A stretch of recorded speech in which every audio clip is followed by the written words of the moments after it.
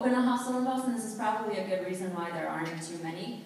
Boston, it's interesting because Massachusetts is a super, super liberal state if you're talking politics, but in terms of regulation, laws, and licensing, there's more red tape in Boston than probably most of the other cities, probably because it's so old and a lot of the laws are pretty dated and they need to be updated. But I mean, if you want to have a party with live music, you have to go through a whole wild goose chase to get permissions and signatures from a ton of different organizations and authorities within the city. It takes probably about a month just to be able to have a band playing your function space.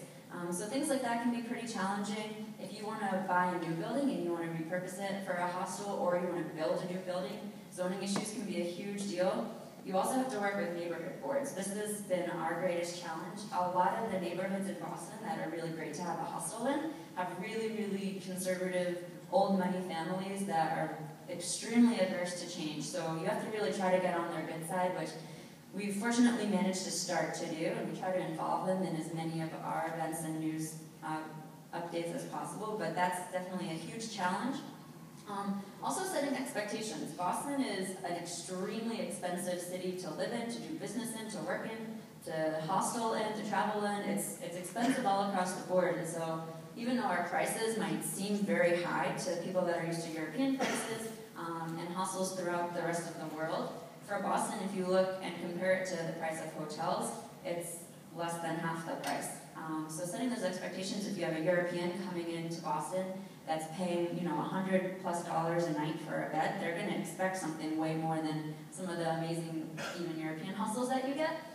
But we're still pretty standard for a hostel. I mean, we try to set the bar a little bit higher because we know that it's still not cheap, even though we're the cheapest option. But that can definitely be difficult, especially if you're working with Americans, that a lot of them still don't know what a hostel is.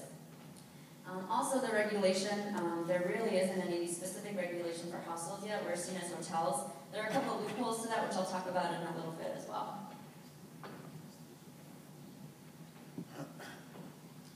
So I thought it was really important to give you a little bit of history about 40Berkeley. This is kind of one of the things that makes us the most unique, and if you visit Boston or if you've been there, you'll notice that one of the most important trends is how interesting and uniquely Boston integrates the history and the old with the modern and the new. So you have buildings like ours, which is considered an historical landmark. In a lot of buildings in Boston, you're not allowed to change the outside architecture because they're considered historical landmarks and part of the city. So we were actually built in 1884 and opened as one of the first YWCAs in the country.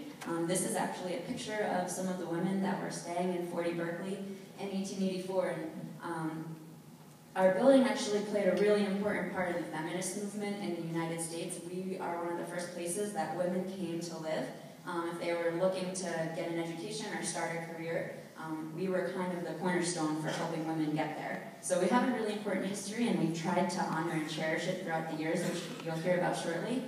In the 1950s, it was made a little bit more modern, and it was the YWCA, and you see like pictures of women here. They look like they're straight out of Mad Men.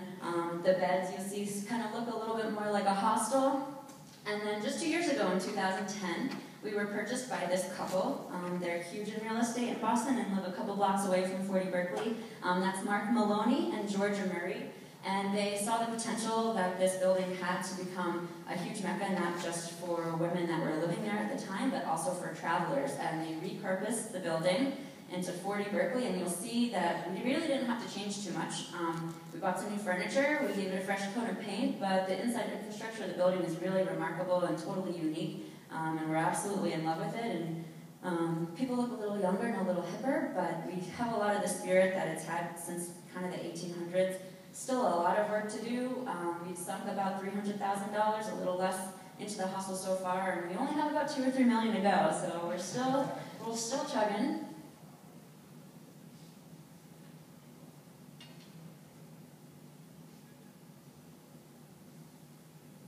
So just to give you some facts, we have about 200 rooms, a little more. If you take into account the residence program, which is something really special, when we purchased the building from the Y, the only way that they sold it and allowed us to repurpose it as a hostel was if we promised to keep a certain percentage of our rooms as residence rooms. There's lots of women that have lived in our building since probably over 30 years ago. It's like having 30 or 40 grandparents when I walk into work every day. It's amazing. They have really special stories to tell. It can also be a challenge because some young travelers aren't expecting to see older women walking around the hostel. But for us, they're really, really special and integral part of who we are. They represent so much of our history and so much of our identity, and we love to have them. We've just been able to set aside about a floor and a half just for our residents, so they can live a little bit easier. They don't have to worry about, the younger, more energetic travelers coming in late at night. So we've really worked hard to make them feel at home and to keep them at home and make them special. Here, right in the slower season and the faster season, as you can see. And these are some of the pictures of the rooms. We're still in the process of renovating them. It's a huge hostel, as you can see, with over 300 beds. And another thing that makes us unique, we're kind of in between a hostel and a budget accommodation, so all of our rooms are private. I was talking to some other people before. If we were to create dorms, it would cost probably over $30,000 just with all of the different details that go into it. So we've decided to keep the rooms private, but we do have doubles, triples, quads, and apartment suites. And like all of you guys, we really value the experience. We're not just a bed. We have a home, we're a home for residents, and we offer long-term accommodations as well for students, since housing for students in Boston is a huge problem. We also just built a really awesome movie theater, which I'm really proud of. We have a full-service dining room. We have probably the biggest hot breakfast I've seen for free at any hostel, and I'm probably a little biased, but it's amazing. Anything that you can possibly need for breakfast, you can get there, and it's all totally free.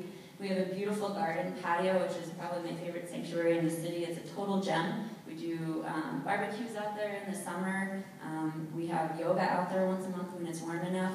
We also have a really cool lounge, which we call the Adrenaline Cafe. You can get free Starbucks coffee, there's free pool, there's free popcorn. It's probably like the busiest room in the whole hostel. And we have an amazing living room, which during the day is kind of a quiet reading room.